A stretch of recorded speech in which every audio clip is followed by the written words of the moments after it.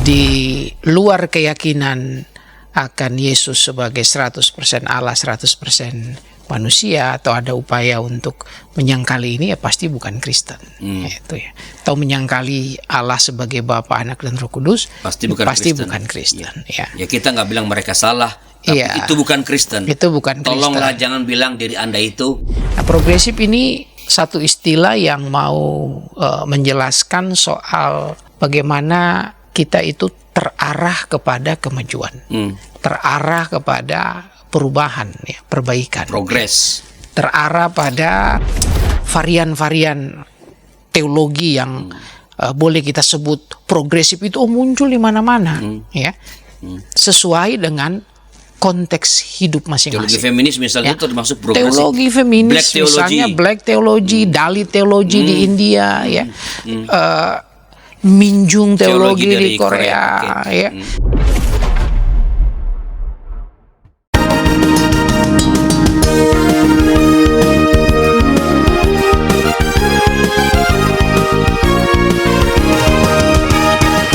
Sahabat DKB, kita kembali jumpa dalam acara Agama Kasih Indonesia, sebuah program yang membicarakan masalah-masalah aktual, masalah-masalah yang sedang hangat di tengah-tengah masyarakat yang berkaitan hidup keagamaan atau masalah sosial politik, ya, atau perkembangan pemikiran teologi, pemikiran dalam hidup pelayanan. Tentu semua dibahas dalam perspektif iman Kristiani.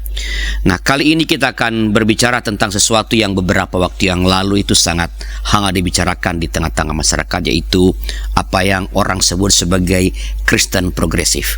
Ya, kita beri judul Kristen progresif dalam tanda tanya. Apa memang ada, atau kalau ada seperti apa sih sebenarnya yang disebut sebagai Kristen progresif itu? Dan untuk membincangkan hal ini telah datang di studio narasumber kita, tidak asing lagi bagi Anda adalah Bapak Pendeta Hariman. Selamat datang kembali Pak Hariman. Terima kasih Pak Arlianus, salam jumpa. Saya lihat di kampus ini orang-orang penting dipanggil-panggil ke kampus. Ini ada apa nih di Maranatha? Kita mau belajar dari orang-orang penting. Ya. Saling belajar, sekaligus memberikan kesempatan untuk mahasiswa-mahasiswi kita belajar langsung dari pengalaman mereka. Duh, yang lalu ada cawapres juga yang datang ya? Sempat datang. Calon presiden ya, datang ya ke kampus. Mudah-mudahan nanti presiden terpilih bisa datang. Nah, ya, Pak Pendeta Hariman adalah seorang pendeta dari Gereja Kristen Pasundan dan sekarang adalah menjadi pendeta universitas dari UKM Universitas Maranatha di Bandung, ya, sebuah perguruan tinggi Kristen yang sudah punya pengalaman panjang, dan ini rankingnya semakin hari semakin naik terus. Kebetulan kemarin juga baru akreditasinya juga unggul, ya. Akreditasi institusi. Ya, kita berharap Universitas Kristen Maranatha jadi berkat bagi Indonesia. Amin. Bagi Indonesia. Cuman belum punya fakultas sospol, ya. belum. Baik Pak Hariman, ini kita bicara mengenai Kristen progresif, ya. Saya kasih tanda tanya. Mengapa tanda tanya? Karena kita mesti clear, ya, apakah term ini sesuatu yang memang term yang punya maksud tertentu di dalam kehidupan kekristenan. Nah, apa sih yang dimaksud dengan Kristen progresif ini yang sempat ramai ini, yang ramai dibicarakan beberapa waktu yang lalu oleh, ya, mulai dari pernyataan siapa namanya Brian, ya, Syawarta.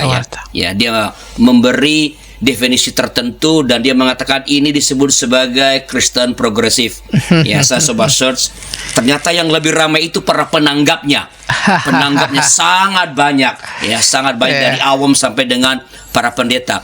Tapi teolog kesohor kita sih kayaknya belum nggak ikut untuk mengomentari ini. Nah, apa sih yang dimaksud dengan Kristen progresif yang ramai dibicarakan ini? Iya. Jadi kalau kita lihat memang media sosial rame, ya, para netizen banyak yang memberikan komentar, ada yang pro tapi banyak sekali juga yang kontra, ya. Dan saya kira itu sesuatu yang lazim, sesuatu yang biasa saja, ya.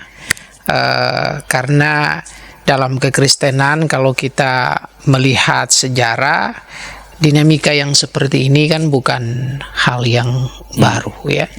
Jadi bagus ketika Pak Arlianus dan YKB meletakkan tanda tanya ya, Kristen progresif ya.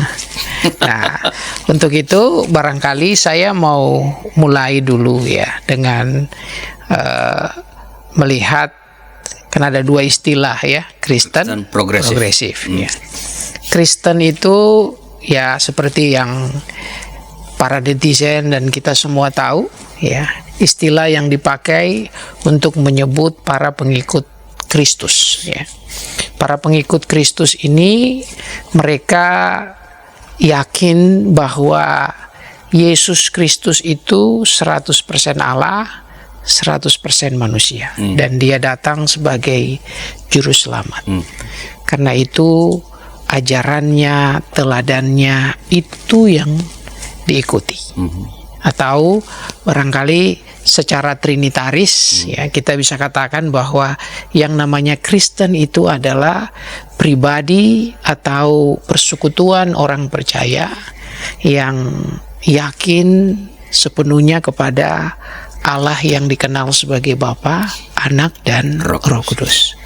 Jadi Allah Trinitas dan atau Yesus Kristus itu sesungguhnya yang menjadi pusat hidup, menjadi dasar hidup, yang memberikan kepada orang percaya dan persekutuan orang percaya itu orientasi kehidupan.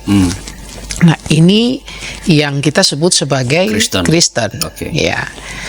Di luar keyakinan akan Yesus sebagai 100% Allah, 100% manusia, atau ada upaya untuk menyangkali ini, ya pasti bukan Kristen. Itu ya. Atau menyangkali Allah sebagai Bapa, Anak, dan Roh Kudus, pasti bukan Kristen. Ya. Ya, kita nggak bilang mereka salah, tapi itu bukan Kristen. Itu bukan Kristen. Tolonglah jangan bilang diri Anda itu Kristen. Karena kalau Anda Kristen adalah Anda mesti percaya penuh pada Allah ya, Trinitas, dan di dalamnya Yesus Kristus kita yakini sebagai Tuhan dan Juru Selamat, 100% Allah, 100% manusia. Ini pusat hidup orang Kristen. Nah, yang kedua progresif. Nah, progresif ini satu istilah yang mau menjelaskan soal bagaimana kita itu terarah kepada kemajuan, terarah kepada perubahan, ya, perbaikan, progres, terarah pada peningkatan. Jadi progresivitas itu satu upaya, semangat untuk mau terus maju, mau terus berubah menjadi lebih baik, mau terus bertumbuh. Nah, karena itu kalau menurut saya yang disebut Kristen progresif itu adalah orang Kristen atau persekutuan Kristen yang dalam keyakinannya akan Kristus selalu terobsesi pada yang namanya perubahan, perbaikan, kemajuan. Ya. Ini Kristen progresif. Ya. Berubah dari mana dan berubah kemana. Nah, ini yang kemudian menjadi sesuatu yang menarik ya untuk kita diskusikan ya. Dalam sejarah panjang kekristenan kita melihat bahwa ternyata obsesi atau semangat untuk berubah itu satu selalu dijangkarkan pada keyakinan akan Kristus dan Allah Trinitas. Tidak bergerak keluar dari situ ya. Tapi yang kedua, dalam iman akan Kristus itu mereka juga diarahkan untuk melihat apa yang menjadi situasi sosial, ekonomi, politik ya, dan seterusnya. Nah, Kristen yang progresif itu tidak hidup di luar dunia, tapi hidup di dalam dunia dan selalu berproses untuk mengkontekstualisasi imannya ya, supaya imannya itu menjadi relevan, menjadi signifikan tanpa menyangkali identitas yang unik, yang khas dari imannya. Sehingga ketika misalnya seseorang itu percaya kepada Kristus, oh dia peduli dong dengan kehidupan manusia misalnya ya. Dan kita lihat misalnya varian-varian teologi yang boleh kita sebut progresif itu muncul di mana-mana ya, sesuai dengan konteks hidup Teologi masing-masing. feminis misalnya itu termasuk progresif. Teologi feminis Black theology. misalnya Black theology, Dalit theology di India ya, Minjung teologi di Korea ya. Ini kan teologi-teologi yang progresif. Teologi Dalit misalnya di India itu muncul untuk mengangkat orang-orang yang sungguh termarginalkan ya, kasta yang paling rendah, melihat secara antropologis bahwa manusia dalam kerangka iman Kristen itu ya tidak dibeda-bedakan kasta-kastanya ya. Karena itu mereka sangat mendorong supaya tercipta kesetaraan dalam masyarakat. Teologi Minjung di Korea juga sama, teologi feminis kan juga sama ya. Jadi ini teologi yang memang spiritnya adalah menciptakan perubahan ya di tengah-tengah masyarakat, melakukan perbaikan-perbaikan supaya masyarakat menjadi semakin baik, semakin maju, dan itu dilakukan sebagai manifestasi dari imannya akan Allah di dalam Tak meninggalkan Kristus. jangkar ya. Iya. Nah ini Kristen progresif. Jadi bolehkah saya mengatakan Pak Pendeta, kalau begitu sebenarnya Kristen itu ya mestinya progresif begitu? Setuju. Yang memang namanya Kristen itu ya harus progresif ya. Dia harus selalu dengan imannya mengarahkan hidup pada perubahan, pada perbaikan, pada kemajuan. Seperti yang dibawa oleh Tuhan Yesus sendiri kan? Iya. Sangat. Dan Yesus kan bilang nih, kalau pakai bahasa orang Jakarta lu tuh garam, lu tuh terang ya. Garam terang itu kan memberikan dampak, memberikan impact ya. Jadi ketika orang percaya kepada Kristus dengan imannya itu, ya dia harus berdampak dalam kehidupan sosial ya, dalam kehidupan bermasyarakat, supaya dengan kehadirannya itu bisa tercipta kemajuan, bisa tercipta perubahan, terjadi peningkatan mutu kualitas kehidupan. Ini yang disebut Kristen progresif ya, bukan sekedar gaya-gayaan gitu ya, hanya sebatas omong-omong enggak. Tapi Kristen progresif itu adalah sebuah, katakanlah, cara kita menghayati iman akan Kristus dalam konteks kita ya, dan di situ kita menggulirkan perbaikan, perubahan, kemajuan sebagai wujud panggilan iman akan Allah dalam Kristus. Nah, kalau demikian halnya, dan kalau sebenarnya tadi Kristen harus progresif itu karena memang tidak ada pilihan lain untuk membuat iman Kristiani itu sendiri, atau apa yang Yesus teladankan dan katakan itu hadir di tengah-tengah dunia kalau kita tidak memang berpikir progresif. Nah, kalau begitu halnya, lalu ketika ada seseorang memakai istilah Kristen progresif, lalu mengapa itu kalau demikian menimbulkan perdebatan dan ada banyak orang-orang yang saling mengatakan itu sesat dan lain sebagainya?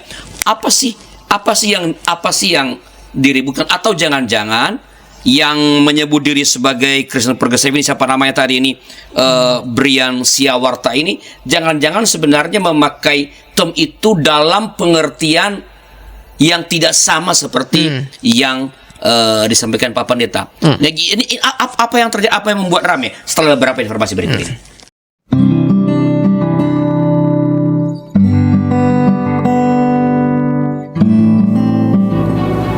Hi folks, this is Daily Spirit for Youth. a daily devotional that helps you grow closer to God and apply His Word to your life. Daily Spirit for Youth dapat Anda saksikan hari Senin sampai Sabtu pukul 4.30 waktu Indonesia Barat di channel YKB TV. Kita jumpa dalam acara Pembangunan Jemaat. Pembangunan Jemaat setiap Senin di minggu kedua dan keempat pukul 20 waktu Indonesia Barat. Dapat Anda nikmati di channel YKB TV. Dari kungkungan malam gelap, Nyanyikanlah nyanyian baru setiap hari Rabu pukul 12 waktu Indonesia Barat. Dapat Anda nikmati di channel Lagu Rohani YKB TV.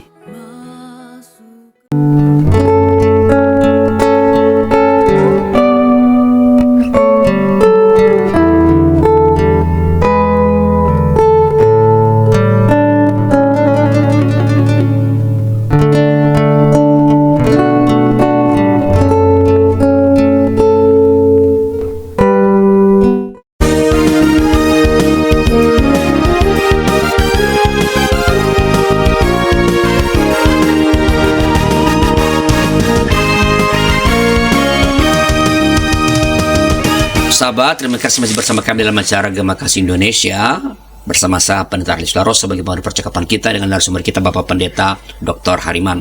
Kita sedang bicara mengenai Kristen Progressive tanda tanya ya, untuk memberikan kejelasan sebenarnya apa yang dimaksudkan dengan itu dan kenapa ribut-ribut ini terjadi sebenarnya. Nah, Pak Pendeta,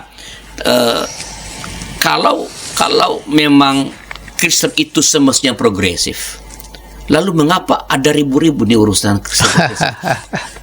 Saya menyempatkan diri untuk nonton sebentar juga ya di kanal YouTube siapa tadi itu Brian ya, melihat ya dia misalnya mengatakan bahwa yang kita harus mempertanyakan apa yang kita percaya. Ya. Ini sebenarnya sesuatu yang positif, ya. Dan ini bukan hal yang baru. Saya baca misalnya, saya ikuti yang dia ungkapkan misalnya perjalanan kekristenan di Eropa Barat secara khusus ya, ketika terjadi Renaissance dan dia memberikan fokus khususnya di masa Aufklärung ya, masa pencerahan. Lalu di situ orang mulai berpikir dengan menggunakan akal budi ya, pakai rasio, dan di situ ada satu upaya untuk secara kritis melihat iman ya, tradisi keagamaan khususnya kekristenan yang dibangun di masa itu, dan dia mengatakan bahwa ya kita mesti mempertanyakan apa yang kita percaya. Itu biasa, itu sesuatu yang biasa sekali ya, memang harus begitu. Dulu Agustinus, Anselmus misalnya ya pernah mengatakan faith seeking understanding ya, iman itu selalu mencari pengertian ya, karena untuk mencari pengertian ya dia harus selalu mulai dengan tanda tanya, dia harus selalu berupaya untuk mengkritisi bahkan menggugat ya keyakinan-keyakinan yang sudah ada ya, bukan untuk membuat tidak jelas ya, bukan juga untuk membuat kita kehilangan pegangan, tetapi supaya apa yang kita percaya itu menjadi sesuatu yang sungguh-sungguh kita kenali, lalu kemudian kita yakini, dan lebih daripada itu kita lakukan dalam kehidupan sehari-hari. Jadi respon netizen yang saya lihat ya ini mencerminkan bahwa netizen itu haus ya. Umat jemaat itu sebenarnya menurut saya mau melihat itu sebagai sesuatu yang positif. Mereka haus dengan literasi iman ya, dan saya pikir ini menjadi momentum untuk kita bisa membangun ya sebuah perspektif yang lebih baik dalam beriman ya. Dan ya heboh-heboh ini sebenarnya sekaligus menjadi satu ajakan untuk ya mari kita mengenali dengan lebih baik ya tradisi keimanan kita itu, supaya ya percaya ya jangan asal percaya gitu ya, tapi percaya dengan sungguh, percaya dengan kejernihan berpikir ya, faith seeking understanding itu ya. Dan saya ingat juga misalnya Agustinus dulu itu bahkan ya dia dalam sebuah refleksinya bahkan bertanya kepada dirinya ya, Tuhan, apa sih sesungguhnya yang aku cintai ketika aku berkata aku mencintai Engkau Tuhan.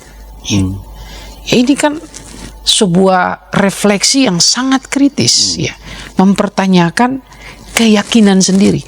Apa sih yang aku cintai ketika aku berkata aku mencintai Engkau Tuhan.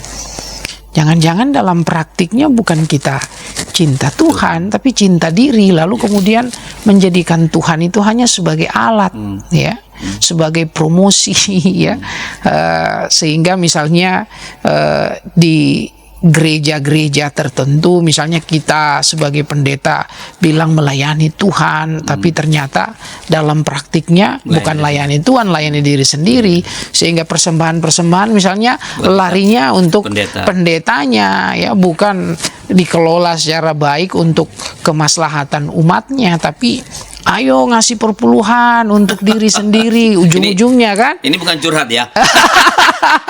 Ya kalau di gereja kita kan clear lah soal-soal yang begitu kan. Semua perpuluhan dan segala macam itu ya, dan itu juga tidak dipaksakan di gereja kita kan.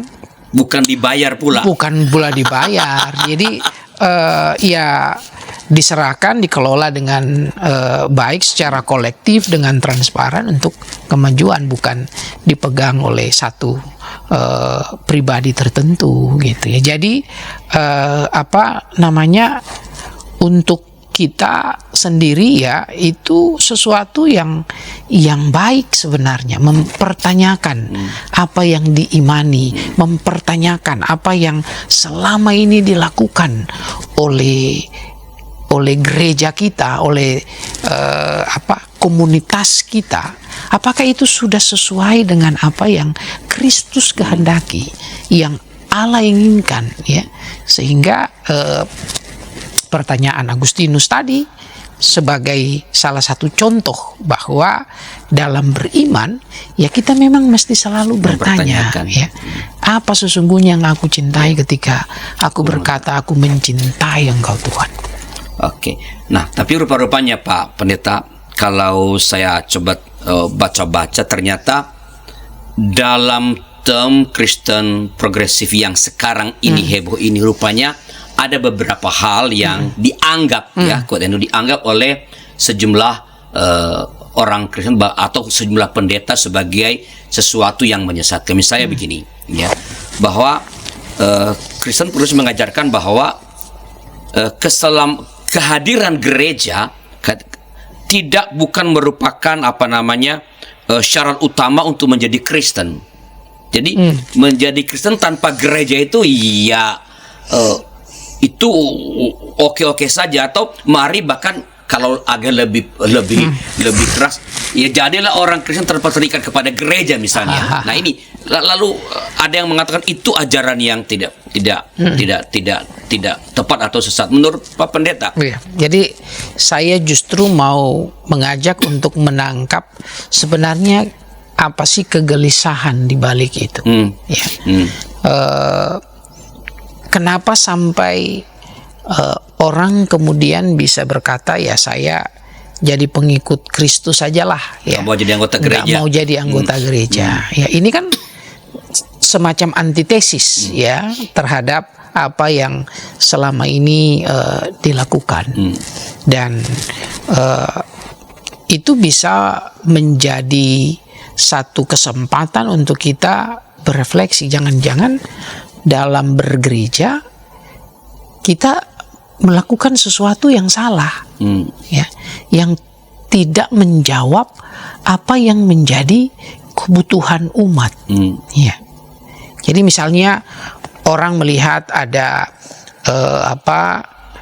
kekecewaan ya terhadap pendetanya yang korup misalnya, ya, menyalahgunakan wewenang misalnya, atau ada orang kecewa misalnya dengan birokratisme gereja yang begitu kuat, begitu ketat, kaku ya. Ada orang sakit perlu ditolong tapi rapat dulu ya, seperti itu ya. Ini jangan-jangan ada kekecewaan yang semacam itu yang terjadi di dalam kehidupan bergereja, sehingga orang merasa ya ngapain ya saya ke gereja tapi saya nggak dapat apa-apa gitu ya.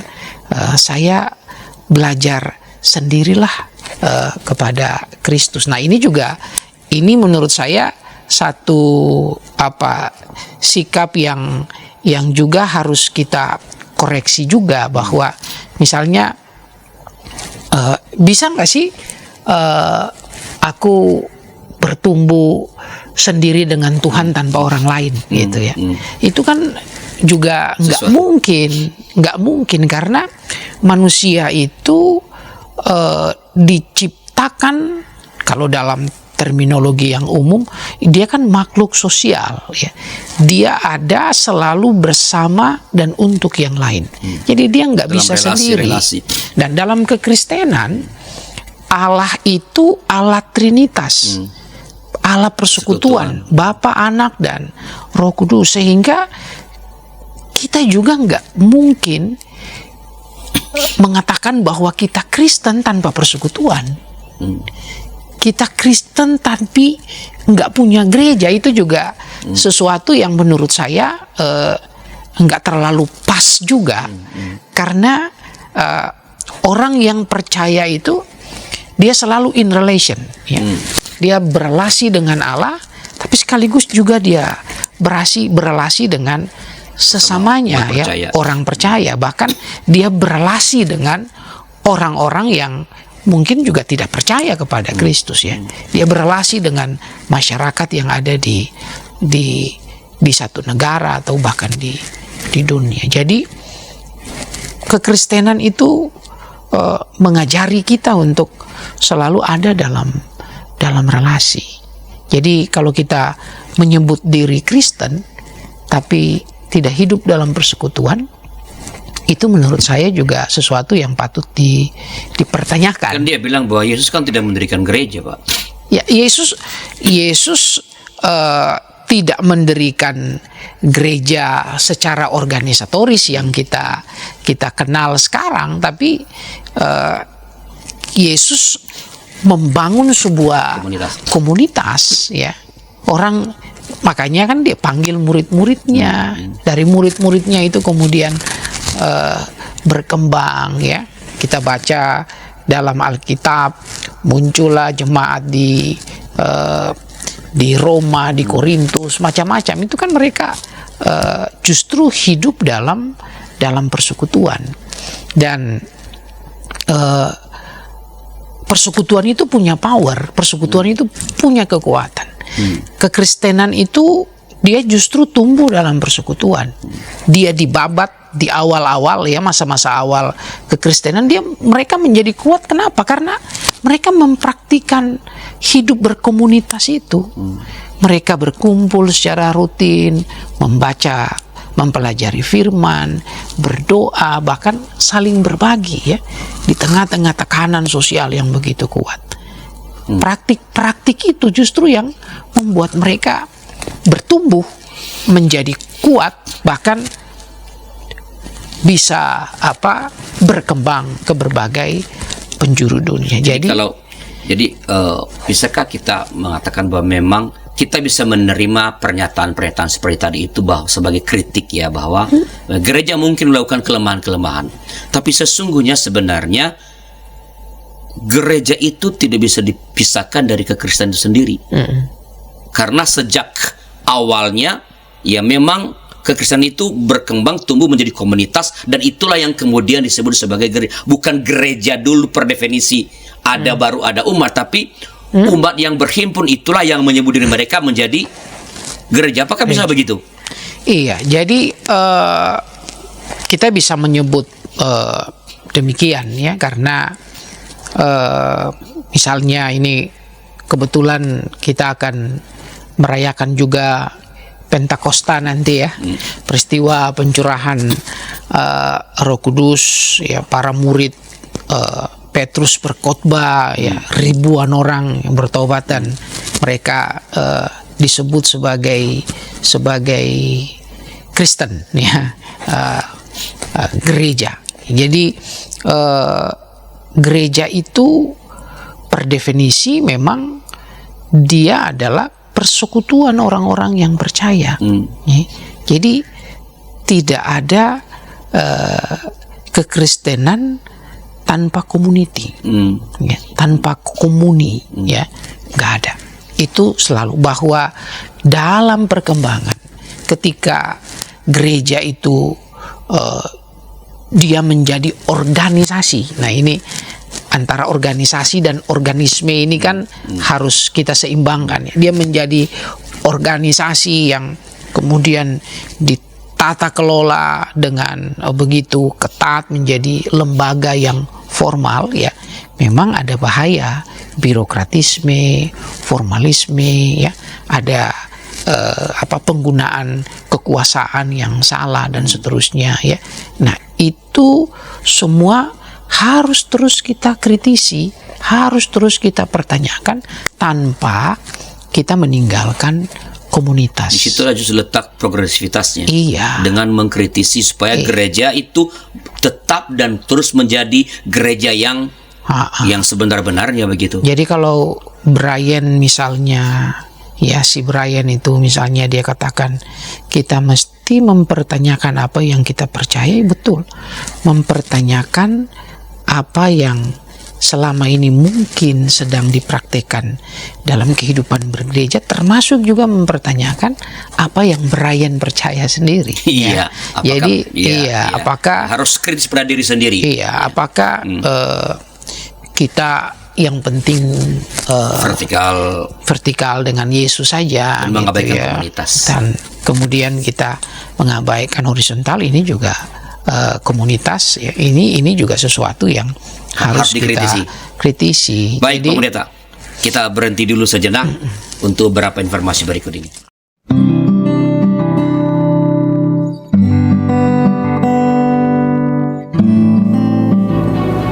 Hi folks, this is Daily Spirit for Youth, a daily devotional that helps you grow closer to God and apply His Word to your life.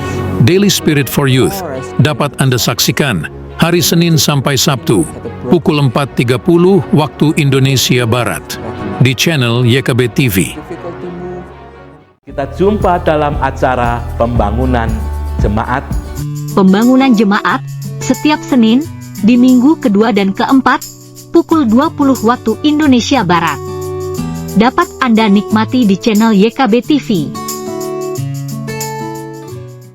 Dari kungkungan malam gelap. Nyanyikanlah nyanyian baru setiap hari Rabu pukul 12 waktu Indonesia Barat. Dapat Anda nikmati di channel Lagu Rohani YKB TV.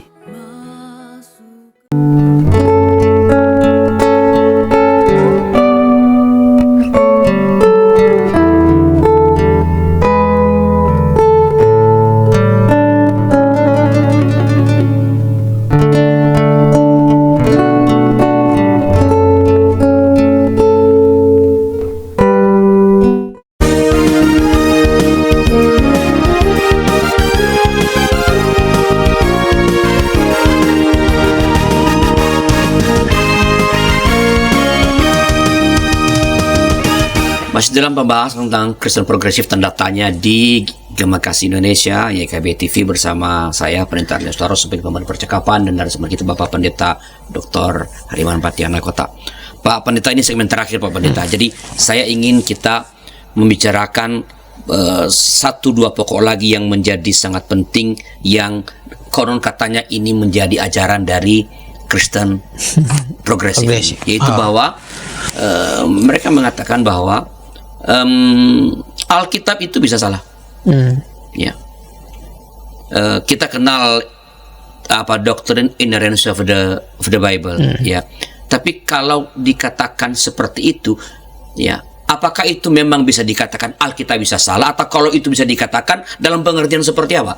Karena kalau Alkitab kita sendiri salah, ya itu kan sumber pengajaran kita. Kalau sumbernya salah, ya apa yang kita ajarkan dong? Iya. Jadi saya mau mulai dengan satu pemahaman yang selama ini kita bangun ya di gereja kita atau juga dalam studi-studi teologi di perguruan tinggi, bahwa Alkitab itu kita yakini betul sebagai firman Allah. Karena memang Alkitab diinspirasi oleh Allah, pekerjaan Roh Kudus. Tetapi inspirasi yang diberikan oleh Allah itu tidak terjadi secara mekanistik, ya. Seperti misalnya saya menyampaikan sesuatu, mendiktekan, lalu kemudian ada yang menulis. Bahkan kalau ya. itu pun kan menulis juga bisa salah kan Bapak? Menulis pun juga bisa bisa keliru kalaupun didiktekan ya. Nah, proses penulisan Alkitab dalam keyakinan kita itu tidak terjadi secara mekanistik ya, tidak didiktekan langsung oleh Allah.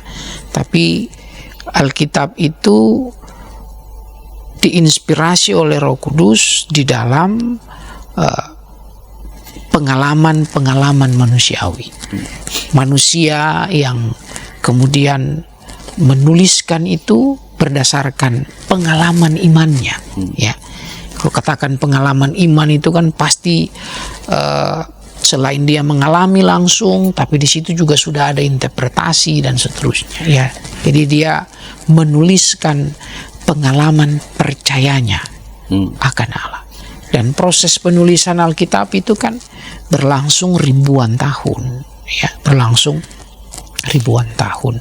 Dan yang menarik adalah ketika ini dikompilasi, dikanonkan, ya, proses kanonisasi itu yang luar biasa adalah kita bisa melihat sebuah narasi besar, ya, bagaimana Allah mencipta, lalu dunia ini jatuh ke dalam dosa, ya. Allah kemudian terus-menerus mengasihi dunia ini, ya, memberikan utusan-utusannya sampai kepada Yesus Kristus yang datang. Dan setelah itu Yesus mati, dia bangkit, dia terangkat, lalu Roh Kudus dicurahkan sampai kita ada dalam satu masa penantian kedatangannya kembali. Nah, narasi besar itu terajut dengan sangat manis, ya, sangat baik. Jadi dalam konteks kita memahami Alkitab sebagai satu narasi kisah penyelamatan Allah, ya, bagi manusia dan dunia ini, itu nggak salah, ya. Itu nggak ada salahnya. Itu benar. Dan itulah yang Alkitab. Itulah yang Alkitab mau katakan, ya. Kalau ada misalnya kesalahan-kesalahan, saya lihat kesalahan-kesalahan itu lebih pada kesalahan-kesalahan redaksi, gitu, ya. Lalu juga kesalahan-kesalahan tertentu, misalnya yang ini dulu pernah menjadi perdebatan, ya. Bumi ini apakah mengitari matahari atau matahari yang mengitari bumi, ya, helios atau geosentris. Nah, ya kita bisa maklumi itu karena apa? Alkitab bukan sebuah buku ilmu pengetahuan yang menulis mengenai galaksi dan dunia ini, bukan, tapi ini sebuah refleksi iman ya di tengah-tengah dunia. Jadi kesalahan-kesalahan yang seperti itu bukan sesuatu yang signifikan ya. Dan kadang-kadang yang saya lihat yang bikin ruwet, bikin salah itu justru interpretasi kita, cara membaca kita ya terhadap Alkitab. Nah, salah baca, salah pahami ya pasti juga akan menimbulkan pengajaran-pengajaran yang tidak tepat. Jadi kalau ditanya apakah Alkitab itu bisa salah ya sebagai sebuah kitab yang ditulis dengan menggunakan pengalaman kemanusiaan, ya bisa saja salah, bisa Atau saja keliru. Mungkin Alkitab memakai pengalaman-pengalaman di kurun waktu tertentu, pengetahuan-pengetahuan di kurun waktu tertentu, Persis. yang nggak bisa dibaca dalam pengalaman pengetahuan kita sekarang. Iya. Dan itu bukan suara utama yang hendak dia sampaikan. Itu hanya media toh. Iya, itu bukan suara utama yang dia. Alkitab adalah sebuah narasi mengenai bagaimana Allah berkarya ya dan menyelamatkan dunia ini di dalam Kristus. Itu suara utamanya yang suara ini tidak salah ya. Tapi bagaimana kita memaknainya kembali dalam konteks kehidupan kita di masa kini, nah saya kira itu yang paling penting ya. Apakah saya bisa mengatakan begini, bahwa Alkitab itu ya mempersaksikan tadi karya keselamatan yang Allah kerjakan mulai dari penciptaan, manusia jatuh dalam dosa, mengingatkan, mengirim utusan, lalu Tuhan Yesus datang, ya mati, bangkit, dan sampai sekarang Allah memelihara ciptaan dengan memanfaatkan pengalaman manusia dan ilmu pengetahuan yang sangat sangat baru pada zamannya. Yang kalau kita lihat dalam ilmu sekarang mungkin saja ya kita itu berbeda. Pengetahuan kita sekarang tentang alam semesta berbeda dengan pengetahuan orang di abad masa lalu. 5 misalnya sebelum Masehi, yang Babilonia itu. Ya. Jadi artinya apakah Allah lewat para penulis Alkitab artinya memanfaatkan khasanah budaya, khasanah pengetahuan untuk menyampaikan kisah penyelamatan itu? Ya, persis. Dan itulah sebenarnya yang terjadi ya dalam proses penulisan Alkitab ya. Karena ditulis oleh manusia, maka budaya ya yang ada pada masa itu juga sangat mempengaruhi ya. Yesus ketika dia mengajar dulu ya, dia pasti memakai media yang umum, yang lumrah, yang dikenal di masa itu ya. Cerita tentang misalnya penciptaan ya pasti juga memanfaatkan mitologi-mitologi yang muncul di masa itu. Atau kosmologi yang ada pada waktu itu. Kosmologi yang ada pada masa itu, pemahaman orang mengenai bagaimana dunia ini terjadi ya. Tapi itu dipakai sebagai media untuk mau bilang bahwa dunia ini terjadi bukan satu kebetulan belaka, tapi karena Allah yang menciptakannya. Nah, soal bagaimana dunia ini tercipta, Alkitab nggak bicarakan soal itu, teknisnya bagaimana itu tercipta.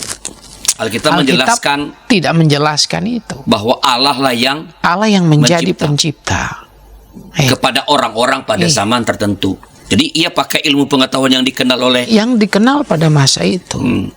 Mitologi-mitologi yang ada pada saat itu yang dipakai ya. Sehingga hari ini misalnya ketika kita membaca misalnya cerita tentang penciptaan, kan kita nggak bisa pahaminya. Ini hari pertama berarti hari Senin hari kedua hari Selasa Rabu, lalu sampai di hari Minggu Allah beristirahat ya, berarti ada 7 hari. 7 hari itu kan nggak bisa kita maknai secara letterlek, secara hurufiah seperti itu. Tetapi poinnya adalah bahwa proses karya penciptaan ini berlangsung dalam sebuah proses. 1 hari itu bisa sama saja dengan 1.000.000 tahun, 2.000.000 tahun, dan seterusnya. Nah, kalau cara baca kita seperti itu, maka kita nggak juga serta-merta langsung misalnya anti terhadap teori Big Bang, anti terhadap teori evolusi misalnya ya. Tapi justru kita bisa membangun sebuah dialog ya dengan ilmu pengetahuan. Bisa nggak saya mengatakan bahwa kalau ada orang mengatakan Alkitab itu salah atau bisa salah, sebenarnya adalah orang yang tidak memahami hakikat Alkitab itu. Apa itu Alkitab? Dia nggak paham itu, lalu dia melakukan penilaian bukan dalam definisi tentang apa itu Alkitab, sehingga semua yang lain bisa juga salah kalau kita memakai definisi yang lain untuk menilai sesuatu dengan definisi tertentu. Betul. Jadi itu yang saya lihat terjadi, dan orang kemudian mudah memberikan terpancing kita jangan sensi lah kalau orang ngomong gitu, memberikan respon padahal itu biasa saja. Bisa aja sih kalau saya sih Pak Pendeta, kalau ada bilang Alkitab salah, Anda kurang jauh jalan-jalan. Anda kurang memahami apa itu. Salah dari mana gitu ya? Apanya yang salah? Ya jangan-jangan kita sendiri salah untuk memahami Alkitab itu sendiri. Alkitab bukan buku sejarah, bukan buku ilmu pengetahuan. Alkitab itu adalah kitab yang menarasikan bagaimana Allah berkarya, ya, menciptakan, menyelamatkan dan memperbaharui dunia ini terus-menerus di dalam Kristus. Satu hal yang terakhir ya Pak, ini penting banget, masih dari apa yang konon disebut sebagai Kristen progresif ya. Walaupun sekali lagi saya nggak terlalu suka menyebut itu karena kita ini progresif sebenarnya. Dan kita harus progresif. Harus progresif ya. Dikatakan bahwa Yesus itu bukan satu-satunya juru selamat. Dan Alkitab mengklaim itu adalah pernyataan-pernyataan dari Alkitab. Yesus adalah satu-satunya juru selamat bagiku. Ya. Yesus satu-satunya juru selamat bagi kita orang Kristen. Ya. Bahwa di luar Kristen ada keyakinan lain, yaitu terserah. Itu keyakinan mereka, dan kita nggak bisa menghakimi mereka, ya. Tetapi yang menarik bagi saya justru adalah kita yang mengaku bahwa Yesus itu satu-satunya juru selamat, kita tidak bisa membatasi karya penyelamatan Kristus itu hanya bagi kita saja. Ya, hanya bagi saya saja. Saya nggak bisa membatasi itu, karena dalam Kristus Allah itu menyelamatkan semua orang. Dalam Kristus Allah menyelamatkan dunia ini, ya. Dan kalau saya percaya bahwa di dalam Kristus saya diselamatkan, itu adalah anugerah, itu adalah kasih karunia. Sehingga saya nggak boleh dengan pongah mengatakan bahwa di luar kita orang Kristen sesat, ya, di luar kita orang Kristen kegelapan, di luar kita orang Kristen kematian, ya. Kita nggak punya otoritas itu, karena kita hidup berdasarkan kasih karunia yang Allah berikan dalam Kristus dengan limpah ruah, ya. Bukan hanya bagi kita, tetapi bagi semua, bagi siapa saja. Nah, saya kira pemahaman ini yang progresif, pemahaman ini yang baik. Di satu sisi, saya tetap yakin bahwa hanya karena Kristus saya diselamatkan. Tapi pada sisi lain, saya juga tidak bisa membatasi karya keselamatan Kristus yang memang sesungguhnya tidak terbatas. Kalau ia menghendakinya, kalau Kristus menghendakinya, ya orang lain juga bisa mengalami keselamatan, begitu Pak? Iya, bahkan saya memahami bahwa Kristus dan Roh Kudus ini secara analogis bisa dikatakan sebagai inilah wujud dua tangan Allah Bapa, ya, yang memeluk dunia, memeluk manusia, ya. Jadi bayangkan, saya anak nakal, waktu kecil saya dipeluk oleh papa mama dengan kedua tangan mereka, lalu saya ngambek, saya pukul-pukul mama dan papa saya, gitu ya. Sebagai mama papa yang baik, apakah saya akan melepaskan anak itu dari dalam gendongannya, dari dalam rangkulannya? Tentu tidak. Jadi di dalam Kristus dan Roh Kudus, Allah memeluk semua orang.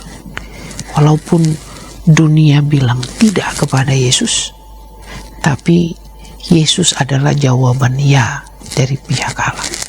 Komitmen untuk terus merangkul, Terus ada. untuk memeluk, walaupun orang gak percaya, ya orang urusan. Tapi urusan Allah adalah karena begitu besar kasihnya akan dunia ini, akan kita manusia, sehingga kita diselamatkannya. Nah, ini yang jadi keyakinan yang fundamental bagi saya. Jadi bagi kita orang Kristen, Yesus adalah satu-satunya jalan untuk mengalami keselamatan. Pada saat yang sama, tentu Allah punya kebebasan untuk menyelamatkan siapapun yang berkenan kepadanya. Tapi kalau ditanya kepada kita, siapa yang selamat? Menurut keyakinan kami adalah orang yang percaya kepada Allah di dalam Kristus. Tapi apakah ada alternatif lain? Ya hanya Allah yang tahu. Allah punya dalam cintanya yang tak terbatas, ia punya kuasa yang tak terbatas juga untuk mengerjakan apapun sesuai dengan kemurahannya yang tak terbatas. Dan kita sebagai gereja, sebagai orang Kristen, kita mesti menjadi tanda rahmat Tuhan bagi dunia, bagi sesama. Itu yang paling penting. Oke pendeta, ini waktu kita udah mau habis, ini pendek saja nih terakhir.